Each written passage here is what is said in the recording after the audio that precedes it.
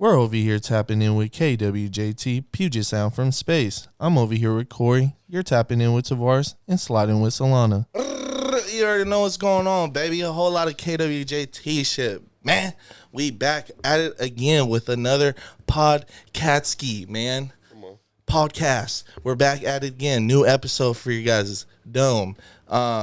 Two things you guys know. I love to start off the show with a whole lot of love.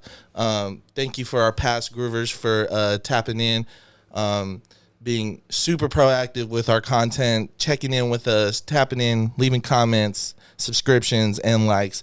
We love a whole bunch of that. So thank you guys. We really need it. We're at 9:35 during this recording. 9:35. And if you don't know, we're doing a giveaway at 1,000. So please, new groovers.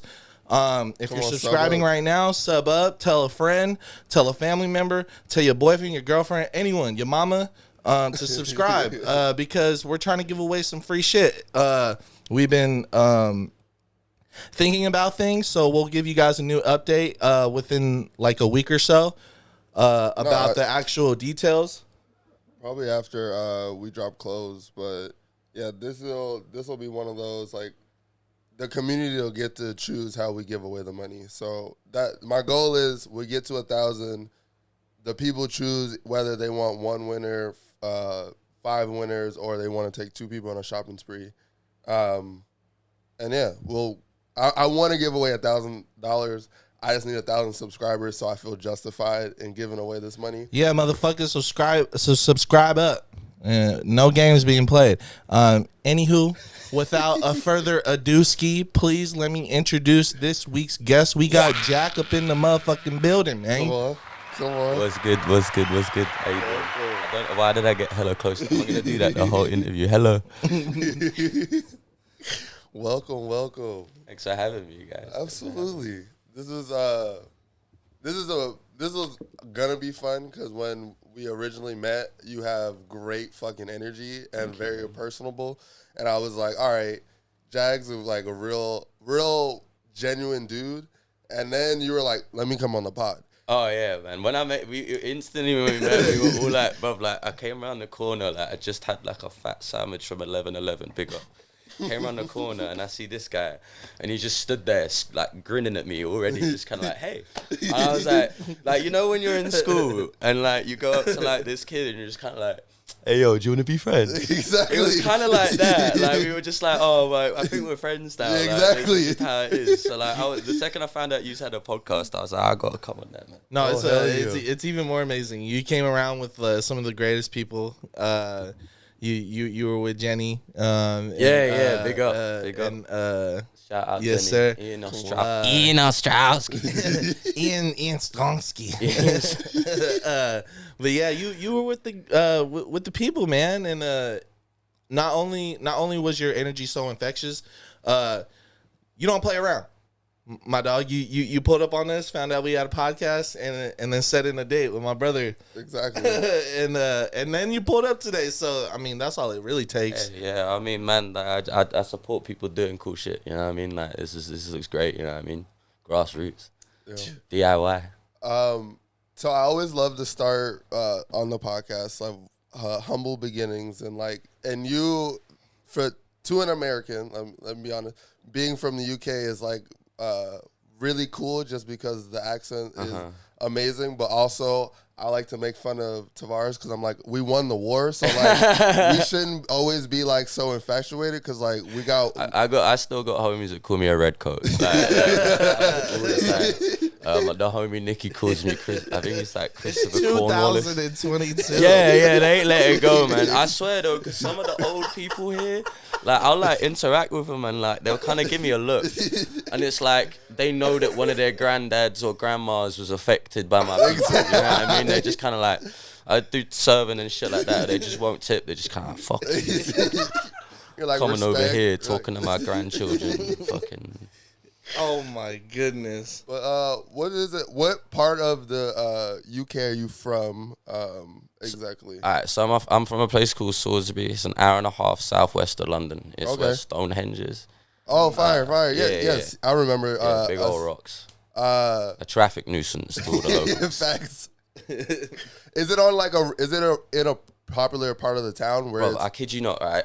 So, you're about to hear me fucking like moan about like this is the thing is like when people talk about Stonehenge, Go like ahead, brother. obviously This is the place. you're like obviously where you grow up, like you know what I mean, Space Needle for me, I was like seeing that and I'm like, oh that's sick. And Yeah. like, I say that to people here and they're like, you know what I mean? Like I've had people like turn their nose at Rainier here and I'm like, fuck off, bro, that thing's so cool. Like and they're like, oh it's just a mountain. it's bro, just a cool, mountain. yeah. Exactly. But like growing up near Stonehenge, I definitely took it for granted. But like all it was to me at one point, it was just like every cunt in the world slows down. When they pull up to it. Like it hasn't been there for like 5,000 years or something. You know what I mean? They slow down like it's gonna disappear. They're like, Oh my. just to look at it and like, bro. I mean, look, I love it. Like obviously, I got big. I went for every summer solstice and that. But like, oh man, it's weird growing up in like a place like that and not kind of realizing how like important like that could be to a lot of Yeah. people. And coming to the US definitely gave me It's perspective. it's definitely it's like an eighth wonder of the world, Yeah. or seven wonders of the world. Yeah, I think 7 because I'm 8th. Yeah. Oh yeah. Come on. 2 from Come on. Salisbury now. It's all- Yeah. oh, But most of the time, the first thing people say when they hear me say Salisbury is they ask if it's to do with the steak. And it's not. I just want to clarify that if I ever meet you in the future, I beg you don't make that joke because it's done 1,000 times. No, yeah. Like, I've never had that steak. That's I'm some sure it's great. American revisionist BS. You guys know? love Well, just what's- like taking something from someone else and just kind of just twisting it enough Exactly. that you can Yeah. be like, see, look at this thing we created. Yeah, exactly. It's like this is a nice steak here, even though this is a whole Let me town. bang it in the microwave and put this weird sauce on it. Yeah. And just like, we'll name it where Stonehenge is. Yeah, fuck it. Exactly. You know what I mean? It makes sense. That's what they were like. I feel like Americans will Google things and be like, "Yup, this represents the company. We're going with this." Yeah, we'll go with that. Why not? Or they'll see it, like, they'll just see it out somewhere and they'll be like, yeah, I'll name it that. Why not? It's cool. I can pronounce it. Hey, can you pronounce this? All right, we're good. That's I all mean, we when I need. first came here, I was shocked, like, how, like, I'd go to, like, I was in Massachusetts and, like, every single, That's how Oh you my say, God. That's how you say Oh that my fucking goodness. word. Look, he My can't- man's can say the He word. can't say you Massachusetts. can't say Massachusetts. Massachusetts. Massachusetts? Does it say, like, massive 2 shits? Massachusetts? Massachusetts? Okay. I'll stop. Go ahead. Continue with your thought. I'm so sorry. But like you the think Groovers he's- know though. You think he's joking, but he's so fucking serious. This was episode 1, brother. We're in episode 103. Revision. All right, by 150, you gotta have him. You can't start having MA people on here and you be like, oh, so know. whereabouts some massive 2 shits are you from? They're gonna look at me like, all right, I'm out of here. Yeah, I mean, Oh. shit. But what part of Massachusetts were you in? I was in Boston. Oh, fire. Yeah. I first came over. I met a guy named Austin. He was like, I used to tour with like hardcore bands and stuff like that. And Yeah. He was like, oh, do you want to like come out and like just let me know when you're in Boston, kind of tip. And Yeah. I went out there once for like a hardcore show, and it was like this like Edge Day 2015 or something like that, and I ended up running into him again, and he was like, oh, next time you're here, like, let me know, and, like, you know, maybe we'll sort out, like, a tour or something like that, and you can stay at mine. And then, yeah, just ended up doing that, and that's how I got into kind of, like, traveling out here and doing things like that. Oh, fire. So what was, I'm just going to backtrack a little. What got you into music, like, before you came into the States to play, what got you into music originally? I've been singing since I was 6. Oh, you're one of those filthy Yeah, people. I was, like, I've done enough, but these aren't even on, by the way. I don't know why I've had them on, but it's all like, Oh, for real? yeah, hang on, let me. So sorry. No, you're good. Shit, you here now? I don't know. Hang on. Check. Yeah, there we go. I've had them on for so long, and I was like gonna say something, and then I just never found the like right moment. So I've just been sat here these on. It's kind of comfy, low key. You know what I mean? Sorry, what was the question again? I was asking what originally got you into like, so before you were like touring in Boston and before you came to the States, like, being like you said, you started music at 6. Yeah, being so young, I remember one of my earliest memories of like. So do you guys know who Robbie Williams is? Rob, no. If you have anybody from England who's watching this right now, they're gonna start creasing up, right? He was like, so prior to like One Direction, Simon Cowell had this fucking group called Take That, right? He used to like look after, right, or like manage or whatever. And one of the members of it is Robbie Williams, and every woman over 40 in England had like the biggest crush on Robbie Williams, including my mother. So when I was younger, like my dad was like really, really into music, right? And he had like a really good music taste for someone who's not like musically inclined. Yeah. But my mother, she just loved like whatever was peddled to her. And one of the things that was peddled to her was Robbie Williams. Every single time that he'd come out onto the stage, she'd go, Robbie! She'd have a glass of wine in hand, be like, you would have thought she was fucking at Wembley or something. So, like, I remember seeing that, and I remember one time he came out on stage and he was singing one of his songs, and he like threw his mic out into the crowd, and the whole like crowd sang back to him. And I was like, oh, that's cool as fuck. Yeah. And then later on, I found hardcore, and I remember seeing a picture of this like kid like running around throwing the mic out, and all these guys were jumping, and I was like, that's what I fucking wanted. Yeah. That was like game one, Robbie Williams, like that's it. And then that kind of like pushed me in that direction, and like so I've been singing and stuff from like 6 and whatever, and like doing like choir stuff, and I was in like a little pop Motown choir, and then That's awesome. yeah. That's awesome. Because people sleep on UK pipes. Like, Yeah, y'all bro. can sing Yeah, for bro. sure. Yeah, oh man, I used to. That was my life. Like, it always has been. Like, I've never been any good at anything besides music. So like, I was like when I got into that, I kept going. Like 14, I got picked up by this talent agent that worked with like a certain like record label. Yeah. And they wanted me to be like the next Justin Bieber or whatever, right? So they That was in. That's what was in at the time. Yeah, I was like 14, 15. Yeah. They're like, we about to get these 14-year-olds out of Yeah, here. The yeah, like I Canadians had can the do it. fucking bangs. Yeah, the Canadians can do it. My Oh mum and yeah, dad we have still got pictures that they took of me that time, and I'm like, I got the fucking hair down like that. Oh, it's so bad, man. It's so bad. Jag. Yeah, for real. Yeah, sign it. But like the guy ended up doing this like weird music video with it. He got this song and this guy had to fly out and did a bunch of like invested a bit of money into me and whatever. And I remember the video came out, and it was the same time that Rebecca Black's like Friday came out. And I remember the backlash of that, and I was like, oh man, I don't want that to be me. And I saw the video, and bro, it was bad. It was like Rebecca Black Friday bad, you know what I mean? Like, it was so bad. So I was young enough that I could like pull out of the contract. Yeah. So I pulled out and immediately just started doing like hardcore bands and shit like that, because I was like, fuck the industry, I hate that shit. I quit the choir, I just joined a bunch of bands and then went from there. Like, so that's kind of like what got me into that world, from like being into like Dang, it was a whole switch up. It was like, because I mean, my parents from paid one for, system to changing like into another expressive art form. I mean, it was like all I wanted was like the people singing my lyrics back at me. That's all I ever wanted. You know what I mean? And when I saw that like kind of interaction with the crowd, like I came for hardcore for that, but I stayed for like the community, and I stayed for like how people treat each other, and just like the love and like that. It's like a fucking group of outcasts. You know what I mean? Yeah. So like. And I felt outcasted because all of that time that I put into this like music thing, it just kind of blown up in my face. You know what I mean? Because I realized just how like seedy the fucking industry is. Yeah, and especially on like trying to control the way you're portrayed. You know, it's out of your element, and they want you to look a certain image, and for them to have like so much control around those certain things, I can already tell it's tiresome. Oh, it could be a nuisance. I mean, it's especially like 15 when you're at Exactly. your peak imagination, Yeah, like you know, you're so passionate about your shit, And and they're like, trying to make you feel I do stuck. want to say sorry to my mum and dad for the money you wasted on singing lessons for me to start yelling though. I just want to put that out there. It's official. It's out there. I'm sorry, mum. Sorry, dad. Love you. I feel like if it gave you got to at least learn vocal range, you know? It definitely taught me a lot. Like, Yeah. I've got I feel like now the reason I've got like an interesting voice when I do shit is because of the fact that like I did, like for years I was a vocalist of a death metal band, but I can also sing like a fucking choir boy if I want to, you know what I mean? So like that sort of range is like pretty abnormal. So because of that, I've got this weird sort of like damage to my throat that's maybe gonna kick my ass one day. I don't know. But it's more of like a I guess the comparison to me, almost like vocally, is like what Amy Winehouse could do with her voice. Cause The breaks. Exactly. It's a lot more Big up, by the way. soulful.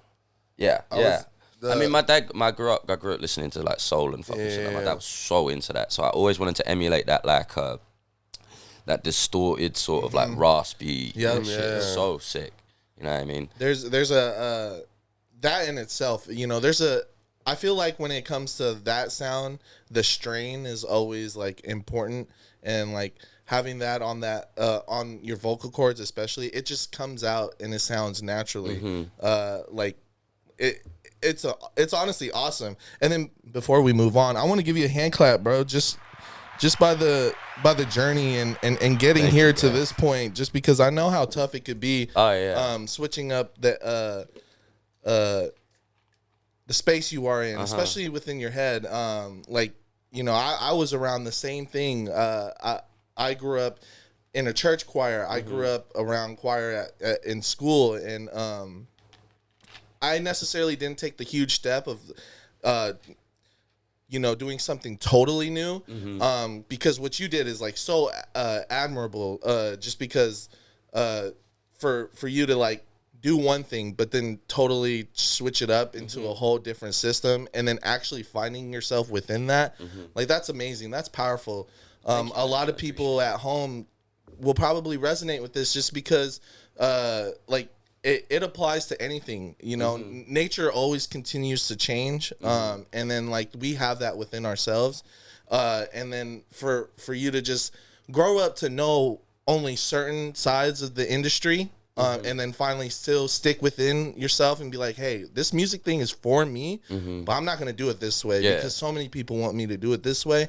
I'm about to do it differently. And I think that's what separates a lot of people from like looking at the monetary gain behind music and actually being musicians and knowing how powerful it is to write music, to be around this. I mean, bruv, like people are so much more powerful than they give themselves credit for. You know what I mean? Like, people really don't realize what they can do with their day, with themselves, like and like even myself, like there's times where I'm like going super hard and I realize I could go and do the extra mile and put extra effort in, but then there's something just holding me back. You know what I mean? And like I'm no fucking like, you know, guru about it, but like, man, like I don't know, I've seen so many people kind of count themselves out before they've even made that step.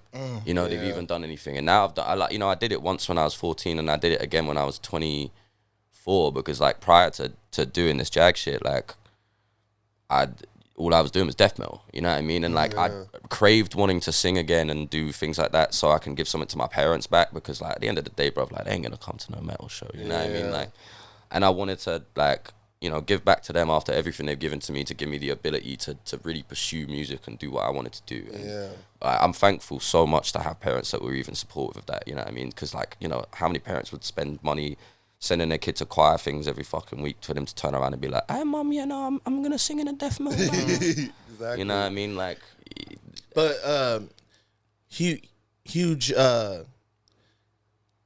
commitment to them. Yeah, that's what I'm they saying. Knew you. Yeah. They knew you, and they knew that you surround yourself with music. And even if it was something different from what they thought and believed in, they were like, hey, my son is still chasing his dreams, absolutely, and still involving himself around music, you know. Sometimes plan A doesn't work, you know. You got to figure out plan A through Z, and follow along those lines, but on those support systems are so rare, just to have someone. I mean, I'm lucky both my parents are black sheep of the family, you know what I mean? So they were already like, fuck what everyone tells you. me. Exactly, we're gonna support you no matter what. Like it's always been me and them versus everyone, man. Like, I love that. We're gonna give mom and pops yes, please. Mom and pops a Jag, a muffin. Anybody who, I mean, they're my language. legends, man. So many of my friends in music, I've met them. They've come stayed at the house. Like, my dad's made them. Like, my dad's gotten stoned with so many of your favorite vocalists, man. Like my dad's so funny, man. My dad, but they're both angels. So I gotta give them props, of course. Of course. Shout out all the mums and dads out there. Yes. Facts. And the dads and dads and the mums and mums. Yes. And everything. All the parentals. Every parental. You take care of your kids. Yeah. We're cool with you. You can come chill. We love it. You can come chill right now. I wanted to ask about the difference for you in industry in going through the UK system and then coming through the American industry. What has been like the hurdles to get here? Because I would say like growing in like 2015 when even the internet is very like accessible, but still there's a certain amount of talent that you brought to those doors that opened for you, Mm-hmm. was it easier getting in the American industry because you are already like making moves in the UK? I think for me is I never really like, I don't know, I think I avoided the industry for so long that like I never really like focused too much about being on the industry. I just bruv, like I don't. I'm just trying to be happy, bro. Like I spent so long depressed and so long just like this weird little outcast nobody really wanted to fuck with. Like I was just like a fucking weird kid, you know what I mean? So like when I found a community that accepted me for me, they liked that I was a weirdo, they liked that I was just kind of crazy or doing whatever the fuck. Like that was like a lot of the people that I met in America like had this sort of like little spark in them. That, like, a lot of people back home, like they just like they'll be a musician on the weekend. You know what I mean? They do plumbing on the week, bro. They got to pay their bills. You know what I mean? But then for me, always as a kid, I was like, one day a week is not enough. Yep. Like I got to do it every fucking day, otherwise I can't be happy. I don't know what it is. It's obsession. Like I don't know, but like it's your calling. It like it was just genuine friendship. You know what I mean? And like because of that, like people would ask me to come back again. You know what I mean? They'd be like, you know, I went on one tour. It was just a homie being like, oh, like, do you want to come out of us? Have you ever been on a tour in America? And I was like, bruv, when I watched Almost Famous as a kid, that's all I wanted. You know what I mean? Like, so when I got to come out and I got to meet these people, like one of my homies was like, just sat next to me, we're in the van, and he was like, oh, like, we got a tour after this, by the way, like, if you want to come along, like, we play in this band called Vane. And I was like, oh yeah, I was like, shit, man, there's a band called Vane, like, back where I'm from, like that's pretty cool, like, yeah, I'll check it out, whatever. And like, hadn't seen any of them, haven't listened to any of their music, just on the back that they were just like there.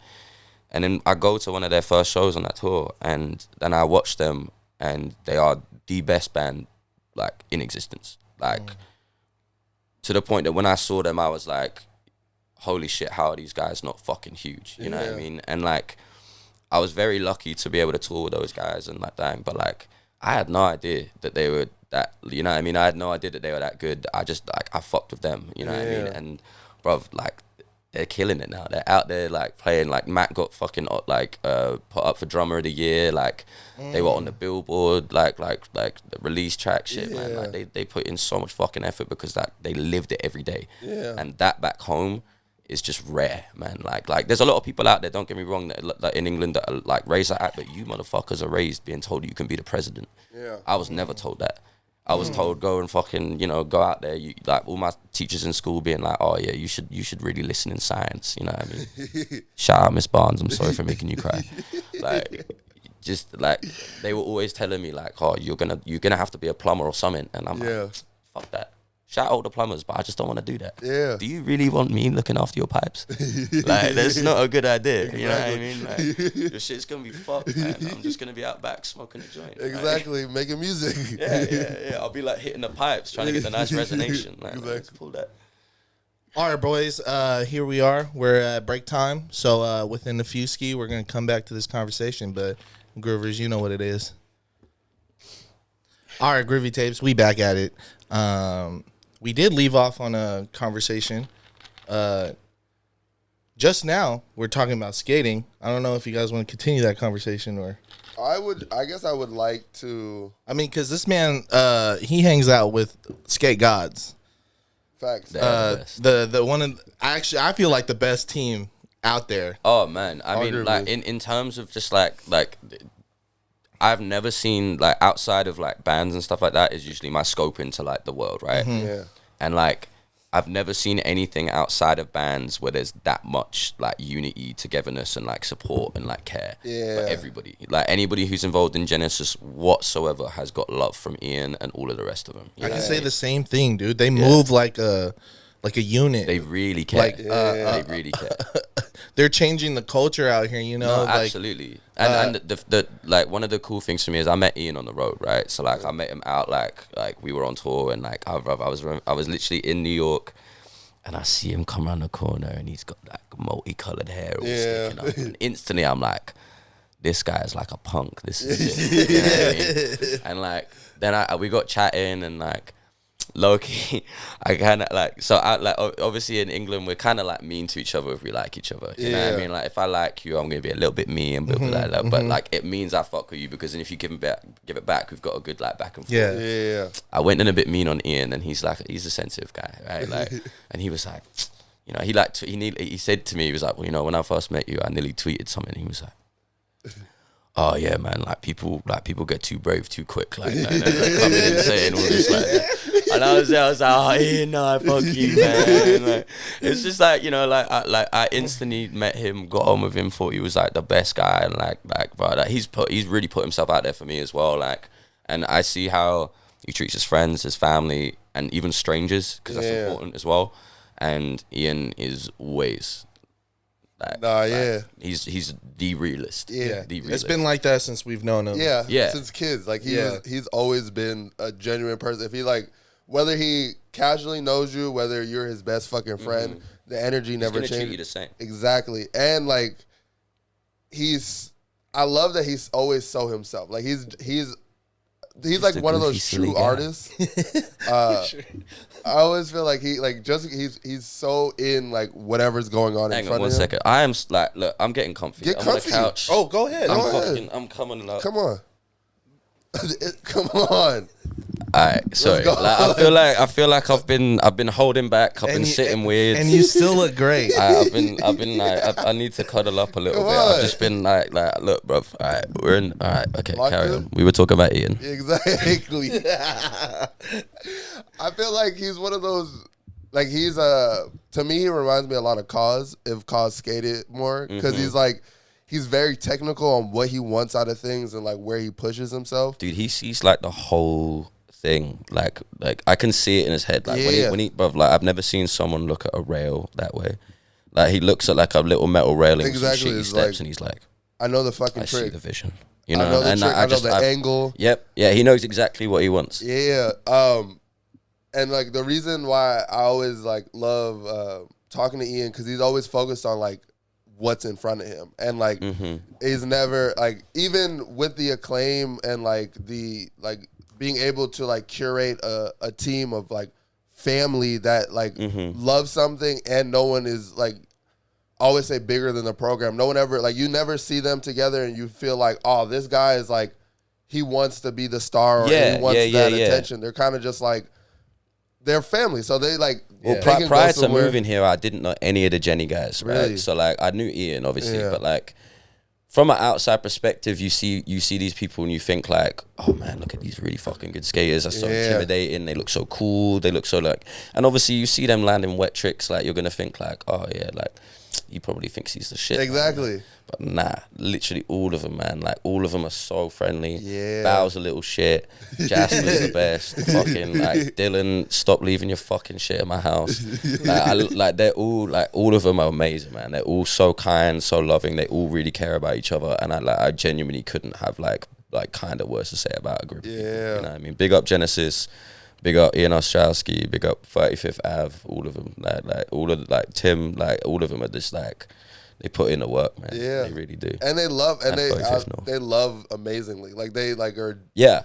That's what I always appreciate about them. Like they're. I mean, Jacob, who dropped me off. Like he like, bruv, we met and we live with each other. We met like 3 months ago, and like, bruv, he's just like my fucking brother now. Yeah. I can't imagine living without him now. Like, and like sometimes we'll be hanging out. I'm like, bro, you know, we're not gonna get to do this forever. And he's like, shit, man. Say that. Don't say that. We are. We're enjoying it now. You know this is gonna last. But that's forever. why I say it, because I want to sit there and like sometimes I'll be chilling with him and like, you don't know this, all right? So if you're watching this, but like, I'll be chilling with him and I'm like, I like to just sit there for a second, think about the fact that I'm not gonna get to always do that. You know what I mean? And because like he's like, when I say that like we become best friends, like he's like such a fucking legend, man. Like to have been like basically we both got double booked in a room. You know what I mean? We're supposed to live in the same room, all right? Because Ian like just like both double booked us, and then like because he booked me first, I got the main room and he got the other room, and we just like having two people that never met before like coming together like that. We, you know, like you couldn't go anywhere, but like he's like we just like fucking linked, man. That's the homie, man. That's the homie. the scene of Step Brothers when they realized they're all into the Yup, same shit. straight up, man. That was it. Like we were both, you were just kind of like, huh, you like smoking weed? And that was it, really. Like, Can you roll? Oh, you can roll? Oh, yeah, this is going to be a great friendship. it's really sick because he's like just started to get into like hardcore and stuff. And obviously that's been my life since I was a fucking like youth, right? So like growing up, like obviously I've gotten into all these bands and he's showing me these bands that I've listened to back in the day, and he's showing to me bands that like are out now and stuff. Like he really loves like fucking Mind Force and stuff like that. And he'll like bring them up to me and like he'll be hype on them. And it's just so fucking refreshing because it's not someone being like, did you hear the new Mind Force demo? It's kind of mid. Like, you know what I mean? No, it ain't. Like geezer's coming up to me with like incendiary and shit and being like, this is hype. And I'm like, so fucking hype for him. You know what I mean? Like, be hype on your friends getting into shit that you know about. You know what I mean? Show him shit. Like, I showed him Snapcase and shit. He was like, oh, this is fucking bang. You kind of get to like relive it through someone else's like excitement and fun. Yeah, because I remember when I was first getting into it, but I remember messaging my friend Richard Skinner. Shout out Richard Skinner. He was like, I was like, oh man, I really like this hardcore stuff. Can you give me like a playlist? Yeah. And I remember my friend Aiden, like, I love you, Aiden, but fuck you. He was like, nah, bro, you go get into it by yourself. Gatekeeping. Yeah, straight up, back in the day, you know what I mean? And then like, and he turned around and he was like, oh no, man, I got you. He made me this playlist and just never looked back, man. Like, for real, like it changed my life. You know what I mean? Like, cause like I wouldn't be here right now, sat in front of you if it wasn't for that. You know what I mean? So like, shit's crazy. Stop. Gatekeep enough. Just enough, but not music.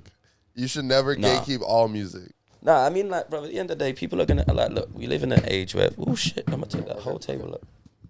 We live in an age where it's like, the information goes so fucking quick. You know what I mean? Like little pockets of like culture are gone now. Like that's just not how that works anymore. Like you don't someone doesn't start wearing a hat like this and then suddenly the rest of the little group are wearing a hat like that and then suddenly then it's like a bigger thing in the town and then it doesn't happen anymore. If anything good comes out there, everyone's got it. Exactly. Like I know British people that say you'll stop that. Like it's crazy, man. So like the fact that people are even trying to do that still, it's like, look, there's always going to be something that people are going to get things on a different level to you. You know what I mean? You might be into something that's deeper to whatever the fuck, but like sharing that with someone else, like what's the fucking point of having gold if you can't share it? Like what's the point of having food if you can't share it? What's the point of having anything if you can't share it with someone? And if they might not understand it in a way, like help them see. You know what I mean? Like that's like one of the most beautiful things you can share with each other is media and like things that you enjoy and love. You know what I mean? Like even this plushie, bro, this is cool as shit. I love like, hanging out with this. Yeah, I mean, like you could be like, that's mine, man. Don't come up to that. Don't touch my plushies. I'm gonna give you a hand clap for that real good ism you just dropped on the Groovy tapes. I just love the way you think, man. That I feel like people at home don't realize that enough. It is important to share with one another. I mean, that's like the camaraderie that builds within like our groups. I mean, man. Like without knowing about our history or at least, you know, coming together to on one common basis, like, well, what's the point really? Like you could be sitting in your shack, I mean, with like, all the things in the world that you love. And will you actually find happiness within that if it's all for you? I mean, like, I don't know. Wait. What's the geezer? Is it Nick Frost at the end of fucking Shaun of the Dead when he's living in that shed and he's playing video games as a zombie? He looked pretty happy. He did look happy. In the apocalypse, the apocalypse setting, that'll bring it to you. Yeah, that's a different kind of like. Perspective's a funny thing. Long time. But I mean, like, you know, this journey, like Corey never had to share the idea of like podcasting with me. Mm-hmm. You know. Exactly. I was really focused on like music and like my whole life, and like that was like my passion.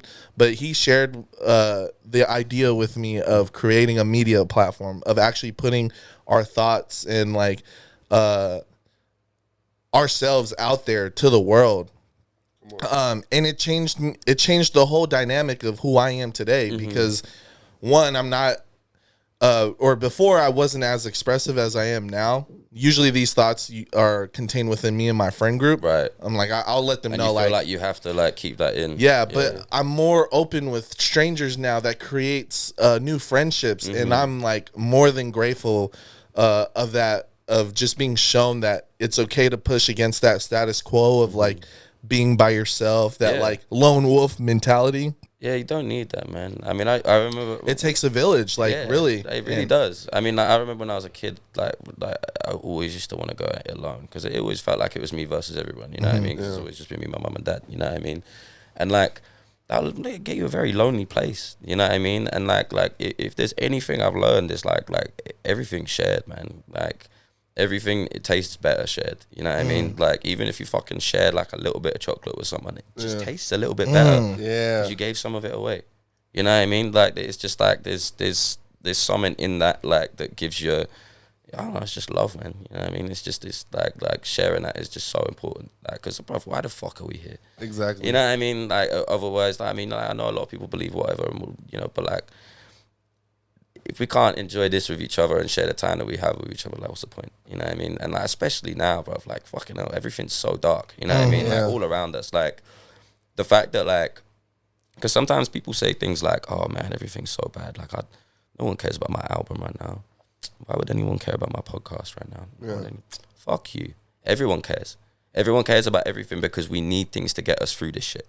We need things to get fucking like to bring us together. We need things to fucking like no matter what it is. And if it's on a small scale, man, you change someone's day that day. You got someone for another day of this shit. Yeah, this shit's crazy, man. Like, and that's an impact. That's an actual impact, like fathomable impact. People think that like just because it's such on a small scale that it doesn't matter, but it does matter. We live in a world of such visual gratification. Everything is like everything you get now, you get to see visually that you've done something. When you post a photo, you get a like. When you do this, you get this. You know what I mean? You get the thing back. When you do something genuinely every day to someone, you don't get that back straight away. So it's a weird thing that you need to train yourself to do again because all of our brains are fucked. You know what I mean? Like to realize that like that little comment of saying to someone, "Hey man, you look good today. I fuck with your hat. I fuck with this," or like just checking in, like what's good with you, or like anything that can change someone's fucking day, or like even just, "Hey bro, you seen this? You seen this meme? You seen it? Whatever the fuck, you know, it could be anything, man. Like, you know what I mean? Like, just don't stop talking, man. Fuck me." I'm sorry, I'm letting these fucking fly because Jag is so poetically like sound. I love how you sum up life, like in your viewpoint on just like enjoying the simplicities and not giving not the mundane's so beautiful. Exactly. When you look, like when you actually stop and look, like it's fuck. That's a bar, gang. What the fuck? Yeah, you're gonna put a beat on it. I'm so sorry. That was crazy. So I'm just gonna rewatch this and be like, "All right, I'm gonna pen this down." Oh God, I'm gonna be editing. I'm like, whoa. All right, Jag. Section this into a song. Hey, bro, you kind of wrote this. You wrote this. Can I just get it on vocal? Like, yeah, man, I'll do the track. Writer's credit. Like, no, you can do that thing where you like auto tune my voice and you make it into a song. You know what I mean?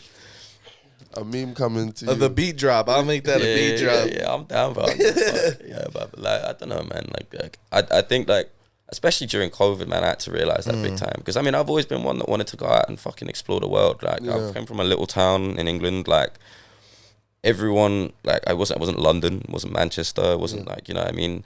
And like, so like when I came here, like people were like, "Oh, why'd you choose Seattle?" And I'm like, "Bro, what do you mean? Like, Seattle's fucking sick." You know what I mean? Like, you guys, the fucking Nirvana, Sunny Day Real Estate, like that's two of my favorite bands off the fucking bat. And like grunge, like the whole culture out here, the way that people talk to each other, like the fucking, bro, I think the Space Needle's so cool. I I think that shit is so cool. Yo, fucking, I've been like straight up, I was on mushrooms like a little while ago. I was just staring at it like, how did they do that? Look at the shape. It is monumental. I would say, just being a Seattle native, like I take it for granted, but it's like that's you always will. Same with Stonehenge. It's all right. It's all right. I will say I saw Rainier smoking the other day and I was a bit scared. I was like, what the fuck is that? Yeah, everybody went crazy. They thought they said they were venticular clouds, or like there's these clouds venting from that area. And they need to stop doing that. Exactly. You know? Venting's important unless you're a fucking volcano. Exactly. And we're on a big ass fault line, so like it's bad. I realized that recently. I thought, because I know it's the California whatever, like and I was like, okay, that's California, that's not me. Nah. We're right on that. Yeah, it's like if California, Oregon, and Washington were all hanging off of the United States. Yeah, It's Yeah, gonna so- be one big hang ten. Yeah, one. It takes the world to be like, all right, I itch right here and No just more crack. Washington. No more downtown shit. Like, I mean, bro, like the other day I was walking through and I stopped to like Google how old like Seattle is. Yeah. Oh yeah, it's like less than 200 years old. Yeah. Yep. That's fucking crazy. The greater Seattle metropolitan area used to be a mountain, the Denny Mountain range. The Denny's mountain. Yeah. Denny's do mountains. Open 24/7. Hey, them hoes ain't even open 24/7. That's just Yeah, crazy. that's a lie, bro. COVID You'll pull up at like times, 4 and then be like, times. nah, we're no Nah, we're cooks. closed. Why are you pulling up at 4? But yeah, they leveled a whole mountain for the city. They leveled it. Yeah. So the mountain used to be on top of old Seattle, like early 1800s, and then they were developing the city. How are you just gonna level a mountain? Yeah, history gurus. Sorry if I'm wrong, but like brother, I know. Isn't that crazy? It's like Yeah, I'm like mind blown by that. Like, leave the mountains alone, fam. What do you mean? Nah, they were like, no. we need- I mean, how They do were you like, think? we wanna How do you build think our here. natives feel over here? Yeah, They took facts. the whole mountain away. Yeah, that's foul. That's crazy, man. I didn't even know that. I mean, I'm not surprised I didn't know that, but no. what is your being a touring artist? What's your favorite city to like had to see on the tour? Oh, that's such a hard question. So I've been to something like 40 something of the states. Oh, fire! Yeah, like I've been. Holy shit! That's amazing. That's more than I've been. Yeah, like I've been to 6. I spent some time staying out in like. So the main cities when I first came over, I came to like Boston. I stayed out in Philly for a little bit. I stayed out in Richmond for a little bit. Oh, East Coast, really? Like East Coast a lot, but like, some of my favorite cities. If I go to Philly, I know I'm seeing homies because that's what I care about, man. I care about people. Like I don't give a fuck where you're at because I know someone's gonna be watching this and be like Philly, you know what I mean? But like, yeah, Philly. Like the people there, like took me in with open arms, looked after me. Like Richmond, I got homies down there that are like fucking sick. Like I love going to New York and seeing like Nicki and stuff, but like New York stresses me out. Like it's just too busy. I love the busy. I just turn into such a dick.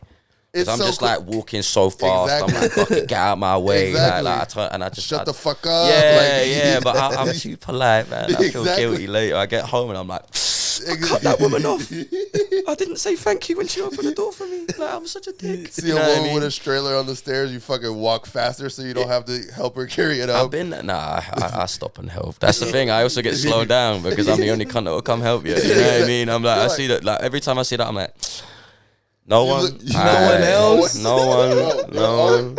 You can see it in like the dude's eyes as they get off the train. It's like, I'm trying to outwalk this lady with the baby. Because if I get caught when she If gets I'm to there, I'm gonna have to help. Exactly. You have to. Or you're an You ever athlete. done it where the kid's like looking at you Yes, and you're doing like, it? You're who the kind of fuck like, stop proceeding. fam. Exactly. Like, please don't put me in your core memories. Like, you know what I mean? Close your fucking eyes right now. Who was the man that helped? Yeah, who's me that and helped me my up the mom stairs? It's Up the like- stairs. He was a weird British man, and he smelled kind of funny. Just like in therapy one day, it's like, I have these dreams about this man. You guys go therapy? I do. Respect. Yeah. Respect. He recommends me therapy. You should.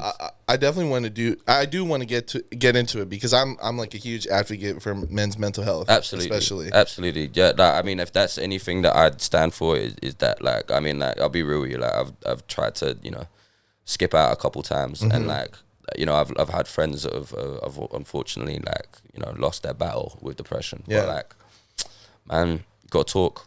Yep. Got to talk. Got to get in therapy. Men have had a crazy upbringing because we were brought into this world where everyone before us was just fucking everything up. Yeah. You know what I mean? Just fucking everything up. And like, we got no emotional fucking like intelligence. We got no ability to fucking chat, let our emotions out in good ways and like actually vent. Like, and you got to learn that. It's important. Like, I'm sorry. Like, I don't care. Like, at this point, like, I fucked my life up so many times, like just acting like a fucking idiot from like shit that like I should have been in therapy over. You know what I mean? And like it's just like, go to therapy, get your shit sorted. Like, I'm still going now. I gotta go. If I don't go, I'm fucked. Exactly. You know what I mean? Like I gotta sort so much shit out. Yeah. You know what I mean? And it's like, it's so just nice.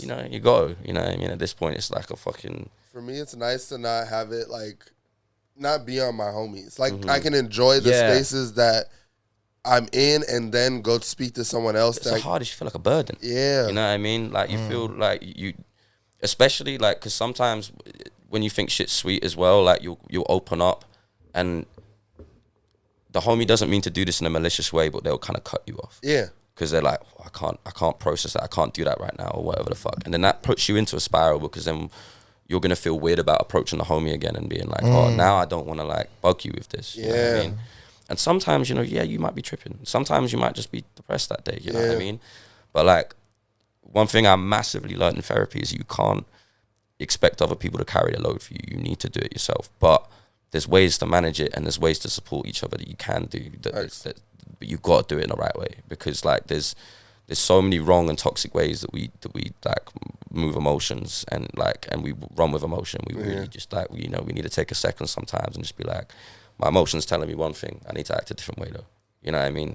Like, not acting on emotion as much is a fucking hard thing. It's hard as hell. I find myself still dealing and battling with that, and like I did it yesterday. Honestly, this dude flicked me off, and I hopped out the car on him, and just yelled at him. But like, to me, it was only to just be like, I was really just telling him relax, like, because he was. You want to make sure that he backs off of you. Yeah. So you put your arms out and you scared the cougar away. Yeah. You know what I mean? Yeah, I feel that. But it's like, it's one of those things where I'm just like, a lot of therapy helps me deal with like not even perceiving those situations like that, and dealing with it, just let it go. In a way. It's just like, I don't know him, he doesn't know me. This interaction, and you don't know what happened in his day. Exactly. You know what I mean? Like, you have no idea. You know what I mean? Or their day, or whatever. You have no idea what's gonna like bring someone to a point.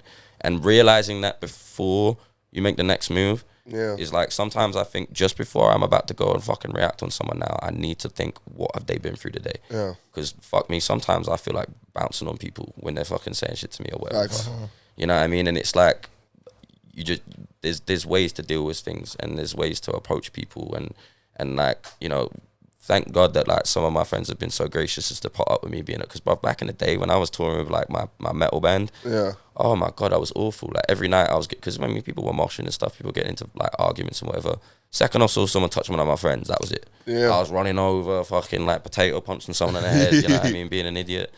But I just want to run it back real quick. I want to shout out the homie Tim, because like there's been hella times where I've just hit him up out the blue. I'm fucking feeling it. I'm hurting. The homie Connor, the homie Kai, all of the, like, actually fucking everyone, Baz, all of you. Like, I'm sorry if I've let your name out, but like anybody that I hit up and I've just dropped some shit on you, like, I gotta shout you out, because you put up with me being a fucking idiot. Because like that shit, like, you gotta make sure people are like, okay, you gotta make sure someone's, in the same way as I'm saying, you don't know what's going on in someone else's day, you don't know what's going on in someone else's day. Facts. So you gotta say, hey bro, like, you in the space to talk about this? Are you good to, if not, that's fine, we could chat later, or even maybe I'll find someone else to chat to. It's having a network, you know what I mean? It's having someone that then when they come to you as well, you might have to chat to them. You might have to listen to their shit, because it goes both ways, you know what I mean? But I just want to shout out to homie Tim, because I did that to him recently, and I love you, man. Thank you.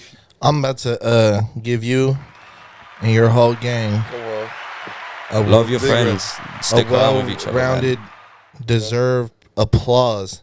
Man, shout out to you, man, for actually taking the time to be vulnerable, and actually, you know, express how it is to be a part of therapy, or you know, going through your journey and talking how that affects you.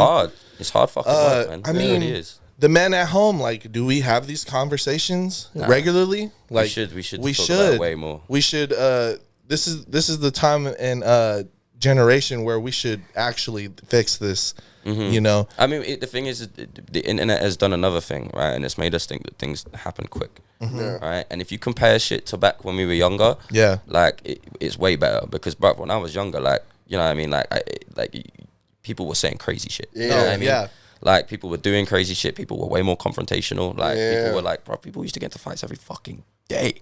Like, and it was no drama. You know what I mean? It just happened. And nowadays, it's like, it's a lot more passive. It's a lot more talking. It's a lot more this, and it's great. But there's a lot of things that we can still work on and get through to get to a point that's like somewhere stable, somewhere with people that can like feel safe to be vulnerable, and not in just a way that they're worried about, you know, like how this is going to make people perceive them as well, because it's hard to feel vulnerable when you think about how people are going to perceive that vulnerability, because I'm sure people are going to hear this and maybe go, Jag's always fucking crying about something, like he's just depressed. Yeah, my brain's all fucked up, bro. I got chemicals, bro. It's a fucking disease. Men cry. Bro, men cry a lot, and they should. Get over. You know what I mean? Get over that sentiment. Yeah, Because but like, I I think we're somewhat past men cry, because there's still a lot of people out there that are on, like, I mean, for the most part, I don't want to speak for everybody, generalizing but like, I think we're past the point where a lot of people know that men can cry, but it's actually being comfortable with it. Yeah, it's actually being comfortable when you're seeing the guy in front of you crying, and actually being like, okay, I see you and I hear you. You know what I mean? That's a different thing, because everyone can say it, man. Like, but then it's actually sitting there and crying in front of your friend. It's actually sitting there and opening up and being like, bro, like I hurt, like I feel hard sometimes. You know what I mean? I'm like, you know, there's some days where it's hard for me to get out of bed or whatever. And a lot of people, they see me, I'm a very like happy, lucky going person. I like to bring joy into people's day. But bro, I go through those days. Yeah, some days a lot are of hard. days. You know what I mean? But it's if there's anything like that anyone ever like wants to talk to me about managing that shit, bro, like I help anyone. I don't care if you're a boy or girl, like non-binary, like I don't care. Like I've spent so long being just down every day that if there's any way I can help you kind of dig yourself out of that and like get you into a position where you can kind of like feel a bit happier in the day and realize that it might not feel good all the time, but you're going to get there. Exactly. Like, it gets easier to manage, you know what I mean? Because I live with a disease and it sucks, but like nothing's going to take me out besides me, you know what I mean? Facts. I fucking love that. Hey, another one. And then I'm about to check cameras, boys. Hold your thoughts. Holding my thoughts. People come into this space very like set questions and how to answer them. I love you being a lot more free on like just answering just how you feel. Always been an open book. Sometimes it bites me in the ass. But at least people know you. Like I always say that, like whenever you're an open book, like at least you can say like that person met me as me. And if they just don't fuck with me as I am, you know, I'm like a fucking holistics mum, bro. I'm obsessed with organic shit. Like I'm obsessed with like organic friendships, organic music, organic like anything that sounds like even the way I approach my music, I can't punch in bars. Like I have to do the whole take. I have to get the whole thing, or at least the whole verse. Like, you know what I mean? Like I need to get the whole thing. I need to get this. It needs to sound like somewhat organic sounding. It needs to sound like it came from somewhere and not just like, oh, here's a little formula for you. You know what I mean? And sometimes, you know, that'll run me around the ring because I end up just fucking like torturing myself to get some good music out. You know what I mean? Well, that brings out the best. I feel like that level of pain sometimes it's great art. Yeah, it does. But like the thing, artists will fuck their whole life up for a good album. Yeah. They really will, and I've done it. Like I'll like, and not obviously going, oh yeah, let's fuck my life up. But you subconsciously, you crave the feeling that you get when you get that focus and you get that like creation, and you really get in there. And when you realize it's the same as a breakup, you start talking to a person. Towards the end, like you have all of this like open book like thing. You're finding out all about them, right? And you can communicate them with them so many ways. Yeah. And at the end of a relationship, you might only be able to communicate with them with arguing. So sometimes you might like argue with them just because you want to communicate with them subconsciously, but you don't like you don't care that you're arguing. You just want to talk to them. Yeah. You know what I mean? And it's that same feeling of like, I don't give a fuck. Like, I just want to do it. You know what I mean? Like, and I don't know, like I feel like I've lost my train of thought, man. I was going to keep going. It happens. Hey, brother, don't you worry about a freaking thing because you just been rocking it all fucking day.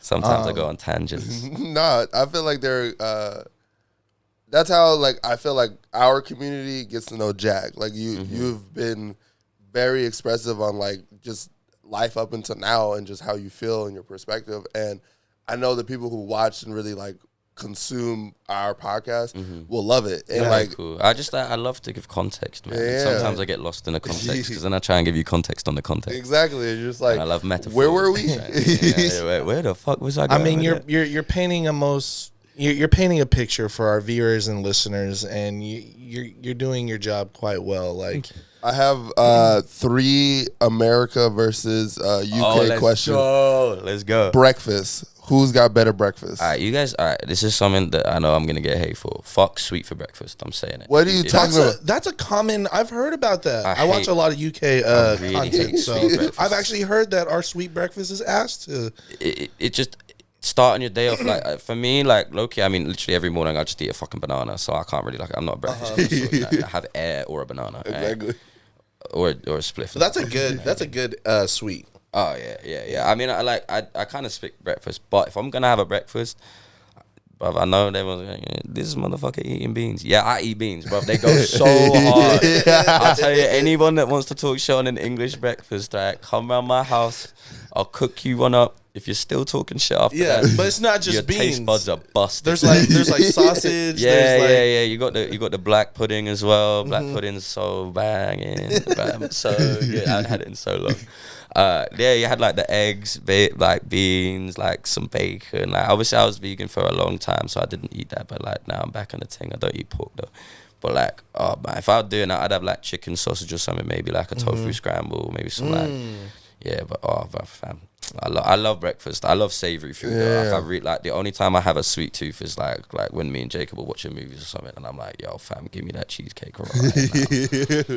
But I don't know. In the morning, it's just too much. It's like, too early. I'll have a sugar crash. I Yeah. get too hyper. I got that ADHD. Nah, man. I guess beans for breakfast over. It's not sweet though. It's not the beans. No, aren't sweet. you can tell it's not sweet. It's not sweet. It's like got like a rich tomato taste. okay, right? Okay. Yeah, so you got to think of it like Americans. You guys like abundance of shit, right? Yeah. And this is why you don't fuck with like Marmite and shit like that, because you guys freak out. You know what Marmite is? No, I was. You ever heard of Vegemite?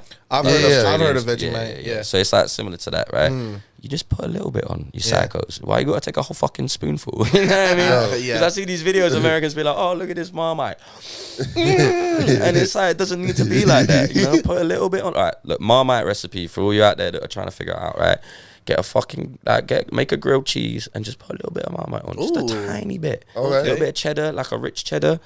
Fucking gorgeous. More of a swipe than it's like mustard. You know what I mean? Oh, like, okay. it's like you got like a really strong mustard. You're not gonna just dollop that shit on. No, hell no. Like wasabi or something like that.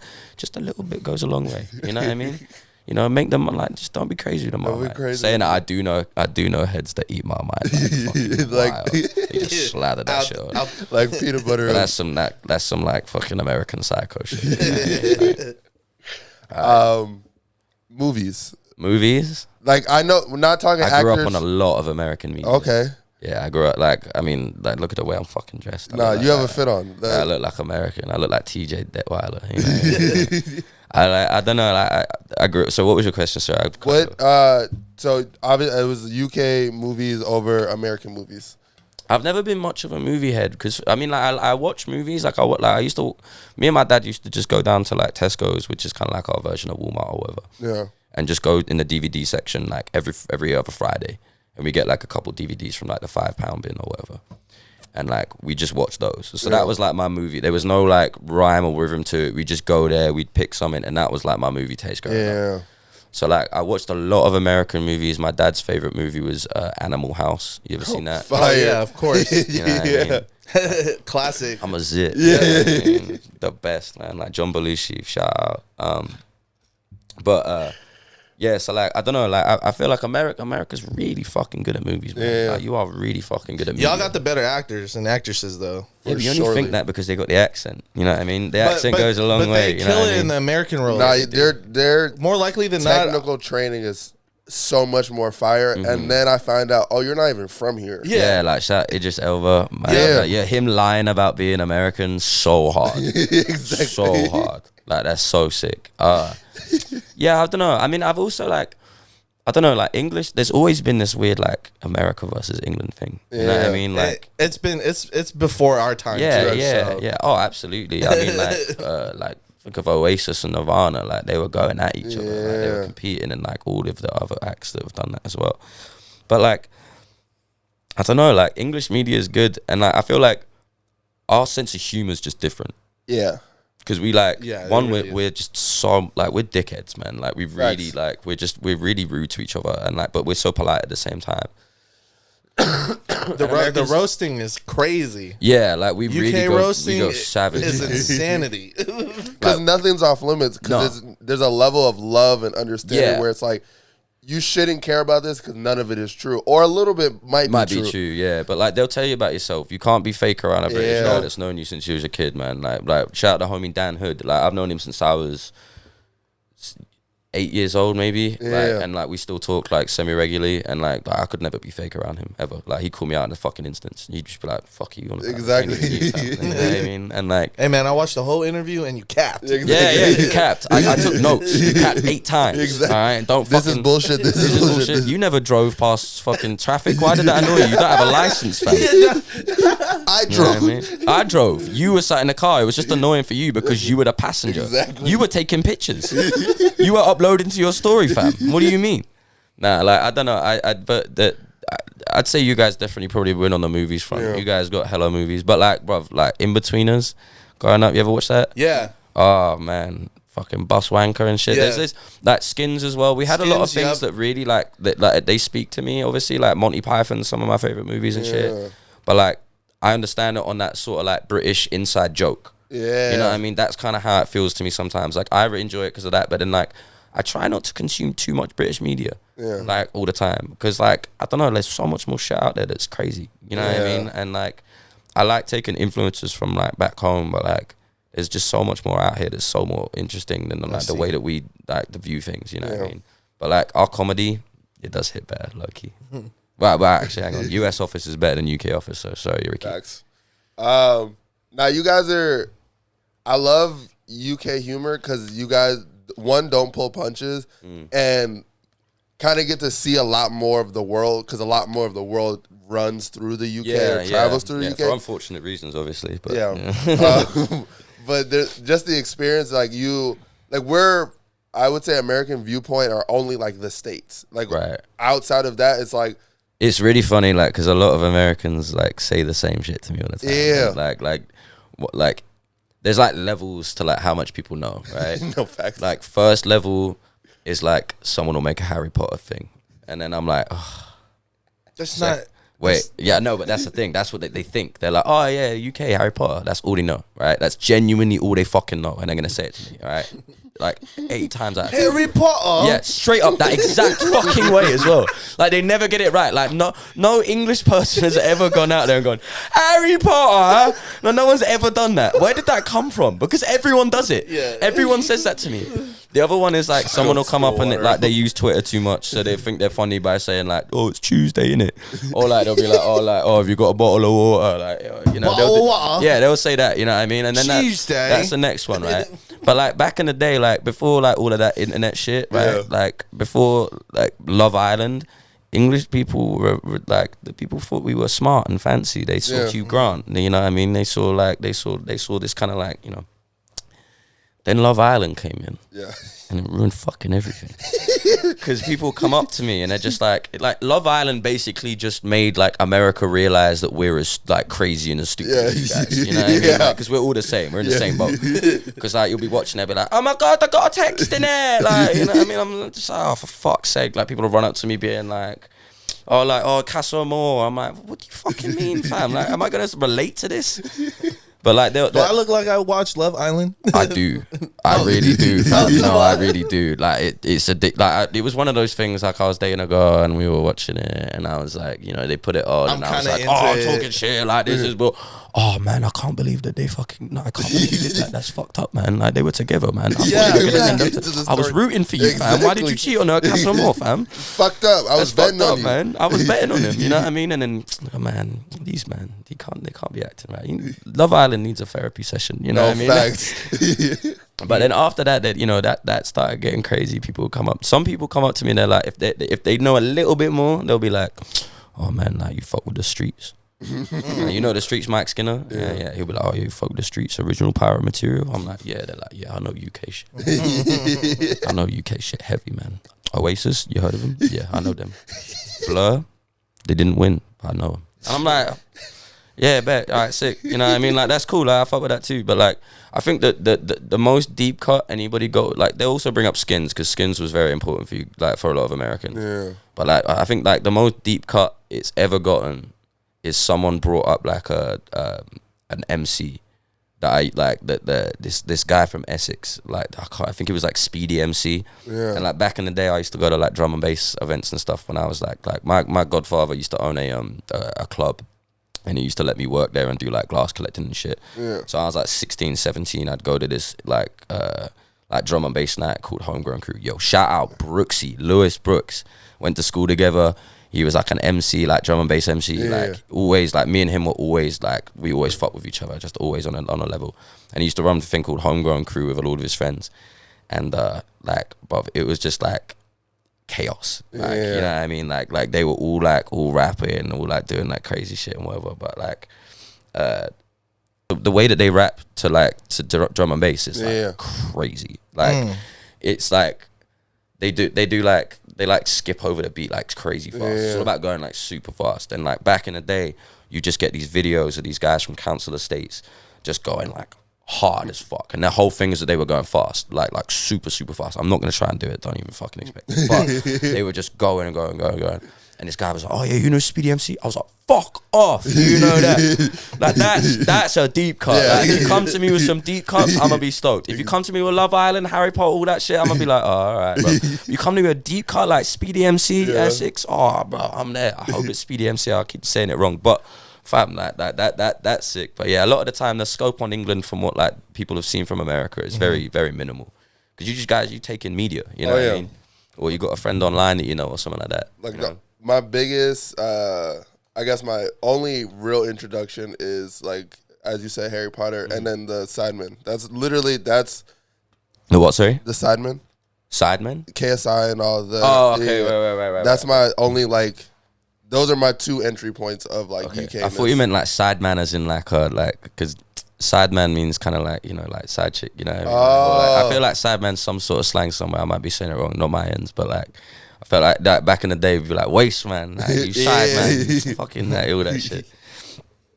That's one thing that's funny actually. A lot of obviously you're talking about people coming from like different spots in England and stuff. When I first came here, every time I met a Canadian or someone from the Caribbean, they'd be like, oh, you're from England? Wagwan! And I'd be like, hey, Wagwan!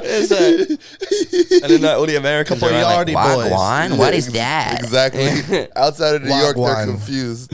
It's funny, man. All right, what was your third one? Yeah. Oh, bands. So I went on bands. Oh, yeah. Because I This one's going to be a long tangent. So. No. I know that's something that you're passionate about and have fucking lived on both sides. Well, who would you say have had the better bands, like the UK versus America? I mean, you got way more land, but that don't mean they're all good. There could be a lot. You guys, bro, I'm telling you, like, look, I'm gonna get so much shit for this. Is it about the Beatles? Nah. Oh, okay. All right. No, I just look like there's a lot of great bands from the UK, right? But like, and I mean this in the like, I don't want to be a fucking dick. The standard for musicianship in America is higher. Yeah. You guys don't fuck around. You guys have been playing bands since you're in a school. Like a lot of the musicians out here were playing in bands when they were in school, and they were like disciplined into being a good musician. Yeah. We don't have that in the UK. A lot of people who played like music were just in it because they wanted to do it. So it's like a hobby, right? And that's where that mentality comes from. You know what I mean? You get a lot of that, like, we're gonna do it on the weekends, and like I know a lot of amazing musicians in England, right? But like, just the standard of like numbers of every single time. Like I'll go to a show here, and like people are not fucking with a band. And I'm like, what do you mean they can play all their instruments? And that used to be good enough for me. Yeah. Like back in England, like if a band could just play their instruments in time and in the right key, I'm like, oh, they're good. Yeah. But like out here, that doesn't matter. Like you can play the best set ever and someone will be like, mid. Yeah. You know what I mean? Like you've got to have something else to it here. And I think like that sort of drive is so fucking sick. And one of the reasons that it drew me to kind of still working in America. Yeah. And I think that like, I could never say that England like don't have better bands because I mean, bruv, like Ride, like Oasis, fucking My Bloody Valentine, like we got a lot of really good fucking. What a great name! Yeah. Oh man, you fuck with like shoegaze stuff. I am not into rock at all. Oh, I'm gonna get you some playlists. My rock knowledge is so minimal. Even on like an American level, it's like early 2000. Just after like Britpop. there was this thing called shoegaze, right? I guess it was kind of like hand in hand, maybe. I don't know if the time, there's probably a shoegaze fucking nerd out there that's gonna be super mad at me afterwards because I've probably got hella shit wrong. But it was a bunch of guys who were like doing like Britpop sounding kind of stuff, but like they started using guitar pedals a lot more. Hence the name shoegaze, because everyone's just fucking looking at their feet the whole time. Right, so it's like people just staring at their feet playing. It's like really delayed, drawn out, like atmospheric sounding, like really fucking sick rock. Like there's a band I'm going to see tonight called Nothing. Like I used to tour with them. This logo here. Oh, fire. They're amazing. They're like probably, in my opinion, brought out one of the best shoegaze like albums of like the last like 5-10 years. They're amazing.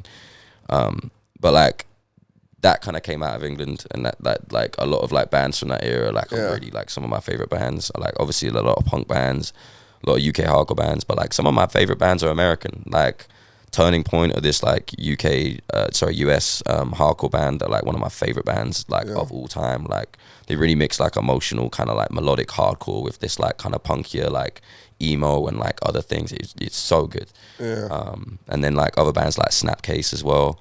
But like, you know, you guys created like hardcore, you created like hip hop, like you like, I'm here. Yeah, I mean, like, I'm here rapping, like and doing other shit and working with shit. Because obviously, like, I fuck with what America does. Like, you guys make good shit. And like, I feel like one of the cooler things that I found when I first came over, when I was like working in Boston, like going to shows and stuff like that, is like, when I was going to those shows, all of the people that I'd seen from the lens of an Englishman, like sit there watching like YouTube shows of like videos of people playing like shows and whatever, and being in bands and doing like tour blogs and stuff like that. Like in my head, I'd already thought of them as like celebrities.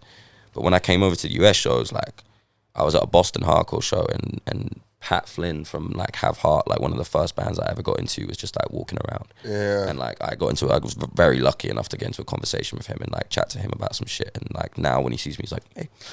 And like the same with like Ned Russin from Title Fight's always at like Boston hardcore shows, and it was just cool to see those people immersed in the culture that they're pushing. You know what I mean? And I didn't see that a lot. And like I think that like, you know, one of my friends, like my friend Austin, was like, oh yeah, you can come stay at mine. Like I'm not gonna be there, so you can take my room.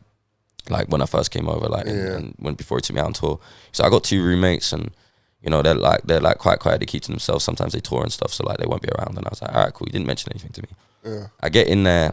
I just like broke my ankle, so I was on crutches, and I was like coming up these steps, going to the house, staying there for a few days, literally like sat depressed, just watching fucking movies for a few days. I go out into my fucking kitchen, and this guy called Aaron from this band called Bane is just in my fucking kitchen making mac and cheese in his like underwear and a t-shirt, and I'm like, and then I look to my right, and there's another geezer in there, and this guy called Sweet Pete from another band called In My Eyes.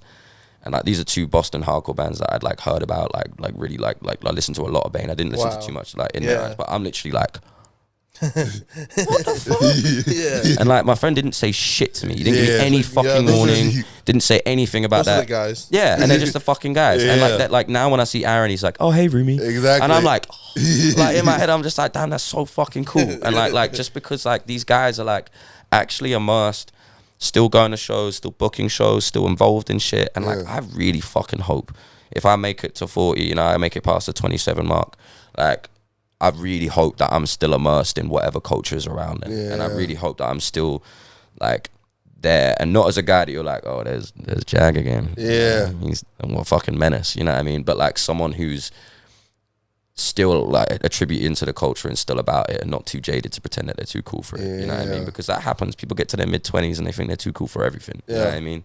And like I went through that myself for a period, but like I love fucking everything, bro. I love hardcore, I love fucking drum and bass, I love jungle, I love like rap, I love fucking shoegaze, emo, whatever the fuck. Like I'm there, man. Put me in a musical situation, I'm fucking there. You know what I mean? That's fucking beautiful.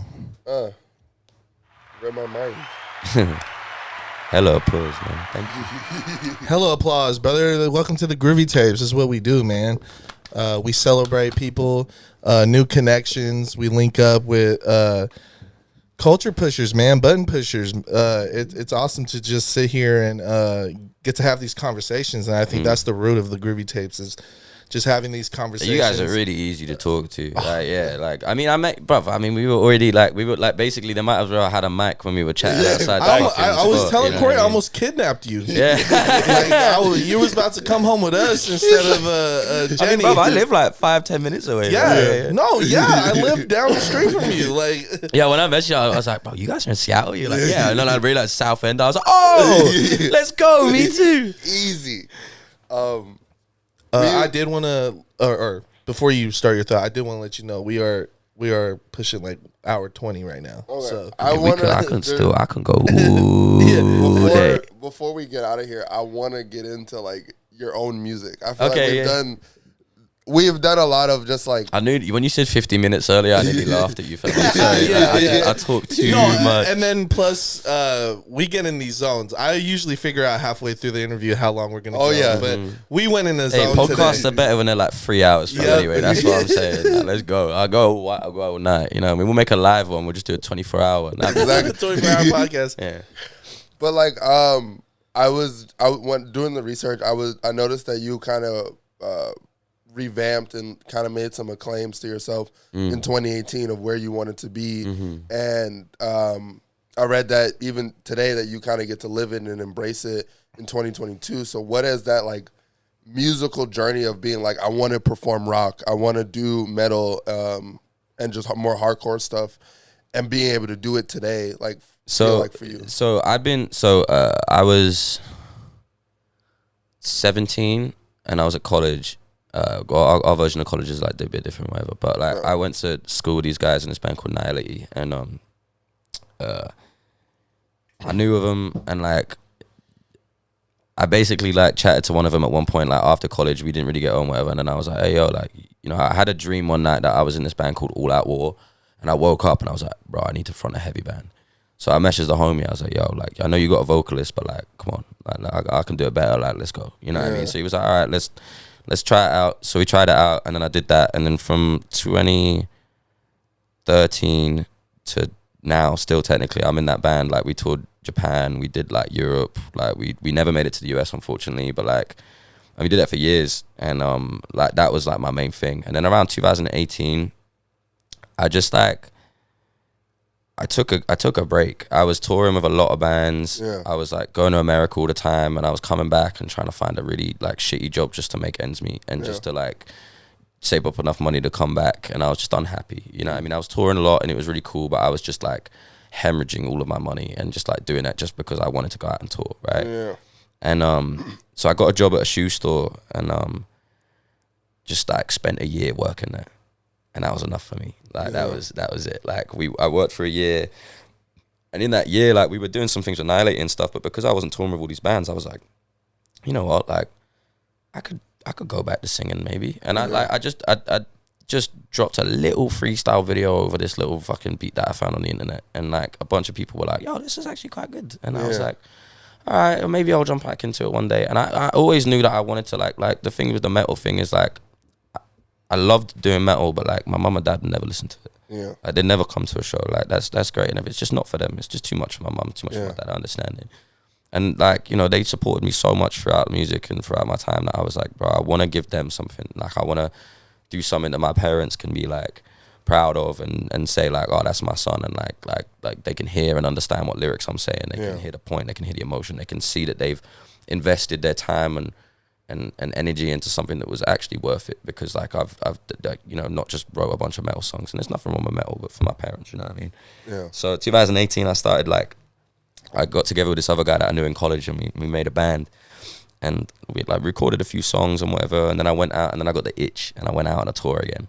And then I just kind of abandoned it and then like sat on it for a bit, and like, you know, I had a bunch of songs that I've been working on 2018 to 19. And then when COVID hit, I was sat at home and I was like, fuck, man. Like a few of my friends were like, yo, those demos, man, like drop one of them. And I was like, all right, fuck it. So I dropped one of the demos and it got like really good reception. And then after that, I was like, fuck it. You know, and I tried to do a couple other bands. And I've just been trying to find, because the thing is for me, like, this is for a lot of people, they're like, oh, you're getting into this again. This is cool. Or like, oh, you're getting into this for the first time. You're trying something different. For me, this is revisiting the 6-year-old me's dream and like revisiting like what I was meant to do as a kid, and this is like the reason why I want it to be so like perfect in my eyes is because this is like my life's work. This is everything that I needed to go and play in that metal band and understand the world. I needed to go and do this and like and like, you know, play a bunch of like drum and bass, like go to a bunch of drum and bass nights, and I needed to get into hip hop and meet a bunch of people who were doing that sort of shit as well, like and feel comfortable in myself as a British white dude, you know, like biting into cultures from like, you know, like the black community, and biting into cultures from like different like American communities and different like Japanese communities and stuff like that. Like I'm all over the place. So like I needed to be comfortable in myself as that, because I mean most of the time when you hear a British rapper, people sometimes turn around and they're like, but like I'm not just a normal rapper. I'm not even just a rapper. Like I do so many different things, and it's not just a rapper, but you know what I mean? Like I'm not, like there's so many different like avenues that I can go down now, and I think the lesson that I've learned through all of it is no one's gonna tell me what to do. Like I can play any show. You can put me on a drum and bass night. You could put me on a rap show.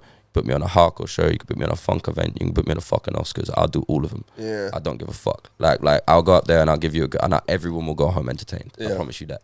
Like, but that for me is just like, it means everything to me. It's like this is just revisiting like that little kid wanting to do that and have people sing back his lyrics as a kid, and just come up to me and fucking like, you know, belt my lyrics back in my fucking face. And that like once I get that, God knows what I'll do. You know what I mean? At the end of the day, I've always said to my mum and dad, this might be a little bit like unrealistic these days considering how much money's and stuff, but I just want to buy him a house and retire. That's it.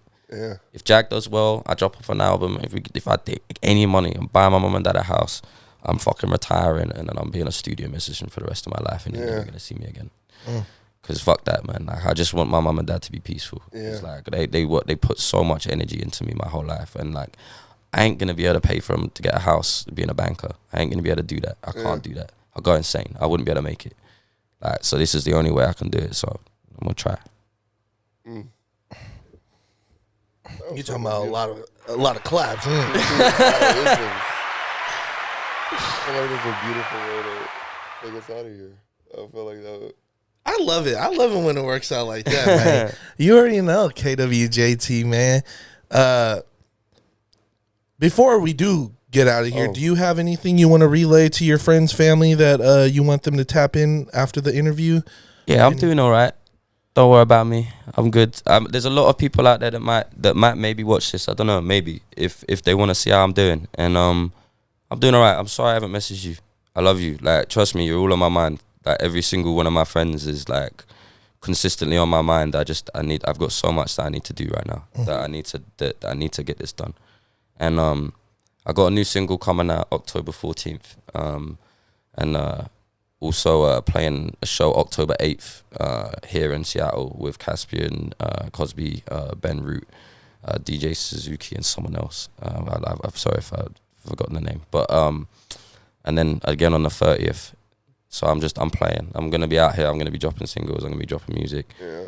Keep an eye out. Instagram shadow ban me. So y'all don't get no play right now. It's all good. We're going to tap them in. And you already know the Groovy Boys is going to be there. So yeah, let's go, man. I hope we get to hang out more, man. This is fun. Oh, yes. That's without a fucking doubt. Locked in forever after this. Now I've got my comfy position as well. You know what I mean? The aim is to get comfier each time. You know what I mean? Next time I'm gonna come in my PJs and you know this what I mean. This pulls out, so like next time we can just make it. Are you fucking kidding me? Not at all. Next time I'm bringing the sleep. We're stay a night back. Spend a night back. But bro, we got to do that 24-hour podcast. I'm telling you, if you guys have every guest in that you've had in, just like fucking, bro, that'd be sick. I'd come in. I'd just come sit in for the vibe. Like, oh, what are we talking about now? All right, KWJT, man. You've been grooving with the South, baby. We got Jag up in the building, man. Thank you very much. We got Corey up in the building. Thank you. And Tavares.